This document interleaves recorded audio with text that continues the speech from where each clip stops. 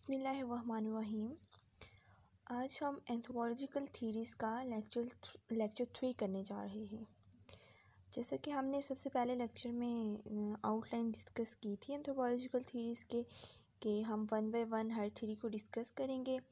तो हमने कहा था कि हम सबसे पहले थीरी और इसकी इम्पोर्टेंस को डिस्कस करेंगे।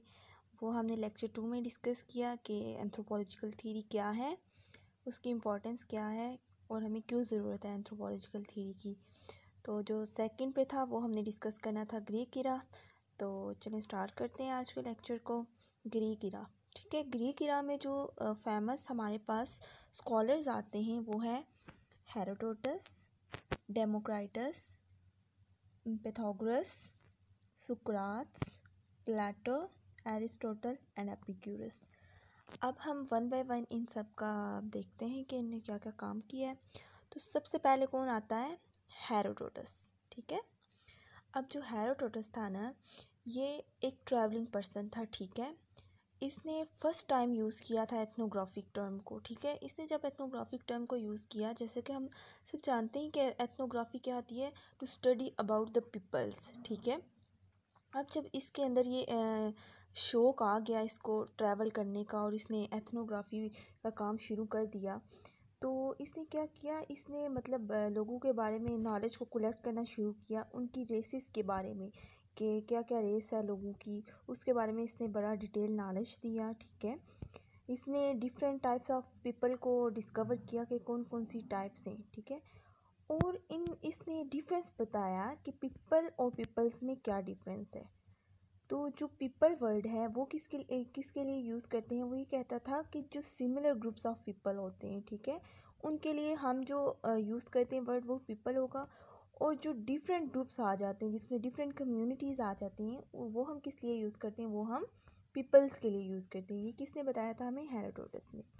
इसके अलावा इसने बात की थी ओरिजिन ऑफ कल्चर की, ठीक है।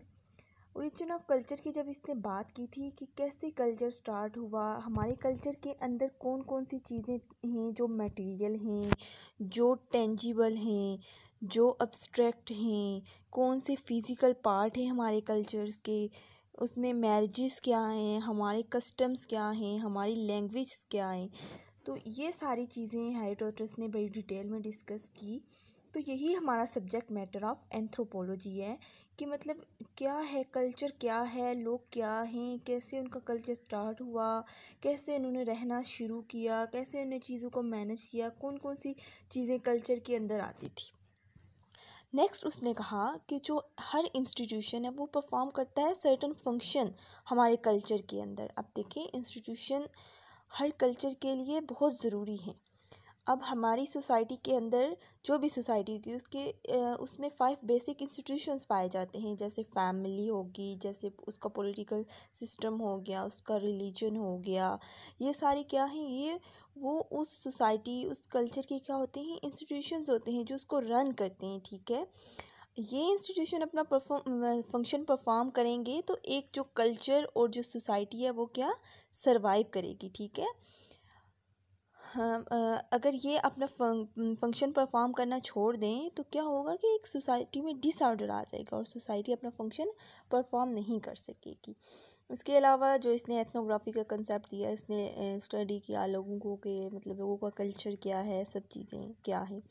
अब जो इसके ऊपर जो क्रिटिसिज्म आया वो ये आया कि ये हम ग्रीक इरा पढ़ रहे हैं तो इसने बात की सुपीरियरिटी ऑफ ग्रीक कल्चर, ठीक है।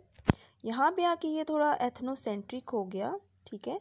इसने कहा कि मतलब जो ग्रीक का कल्चर है वो क्या है, सुपीरियर है बाकियों के ऊपर। लेकिन हमने पहले लेक्चर में भी डिस्कस किया था कि हम एंथ्रोपोलॉजिकल थीरीज हमें क्या बताती हैं कि no one is superior and no one is inferior, okay. लेकिन यहाँ पे इसने ये गलत बात कर दी, ये एथनोसेंट्रिक बन गया और इसने कहा कि ग्रीक कल्चर ही सुपीरियर है, लेकिन ऐसा नहीं था, ठीक है। ये था हेरोडोटस का कंसेप्ट कि उसने एथनोग्राफी के कंसेप्ट को बड़ी अच्छी डिटेल वे में एक्सप्लेन किया। जो सेकंड स्कॉलर है हमारे पास वो है डेमोक्राइटस, ठीक है। अब डेमोक्राइटस ने बात की फिज़िकल और सोशल एवोल्यूशन ऑफ कल्चर्स की, ठीक है, कि कैसे with the passage of time जो हमारी सोसाइटीज़ हैं वो सिंपल से सिविलाइज्ड हुई, ठीक है।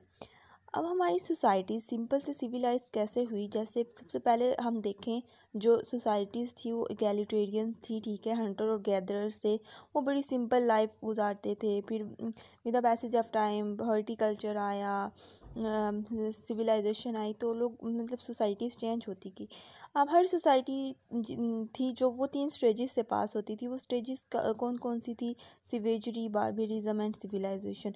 तो ये एक नेसेसिटी थी, ये ज़रूरत थी उनकी कि हर सोसाइटी इन स्टेजेस से पास करके एक सिविलाइज्ड सोसाइटी बने। और जो स्मॉल पार्ट था वो क्या था? वो ट्रेड था, जिसको हम फर्दर डिवाइड नहीं थे कर सकते। वो ट्रेड क्या थी? वो हर सोसाइटी में ट्रेड का होना बहुत ज़रूरी था। आगे हमारे पास थर्ड जो स्कॉलर है वो आता है pythagoras। इसने किसकी बात की थी? इसने कहा कि इसने सोसाइटीज़ की बात की कि जब एट स्टार्ट जो सोसाइटीज़ थी हमारी वो क्या थी? वो सेम थी, ठीक है। फिर with the passage of time societies के अंदर चेंजेस होना शुरू हुई, ठीक है। जैसे हम पीछे हमने देखा कि सोसाइटीज़ कैसे सिंपल से सिविलाइज हुई, तो उसी कंसेप्ट को ये थोड़ा एलेबोरेट कर रहा था। इसने रियलिटी ऑफ ट्रूथ की बात की कि कौन कौन सी चीज़ें हैं जो सोसाइटी में पाई जाती हैं। और इसने मॉडर्निज़म, पोस्ट मॉडर्निज़म जो आगे हमारी बड़ी थीरीज़ हैं उनके बारे में भी कंसेप्ट दिया, तो उनको हम अगले लेक्चर्स में डिस्कस करेंगे। जो नेक्स्ट सुकरात था वो एक ग्रीक फ़िलासफ़र था। उसने ये कहा था कि जो नॉलेज होता है वो गॉड गिफ्टेड होता है, ठीक है। हम ये नहीं कह सकते कि कोई ऑर्डिनरी पर्सन है उसके पास ये नॉलेज है, मतलब ये एक गॉड गिफ्टेड है। और इसने ये कहा था जो कस्टम वैल्यूज़ हैं हमारे वो एक यूनिवर्सल वैल्यूज़ हैं हमारी सोसाइटी के अंदर। अब जो एलीट्स होते हैं उनके पास ग्रेट नॉलेज है, और मतलब जो पावर होती है वो एक सूटेबल पर्सन को, एक स्पेसिफिक पर्सन को देख के दी जाती है कि इसके पास नॉलेज है, और इसी वजह से उसके पास क्या होती है? पावर होती है, ठीक है। प्लाटो ने ये कहा था कि जो सोसाइटीज़ हैं वो फॉर्म्ड हुई यूनिफॉर्म वे में, ठीक है।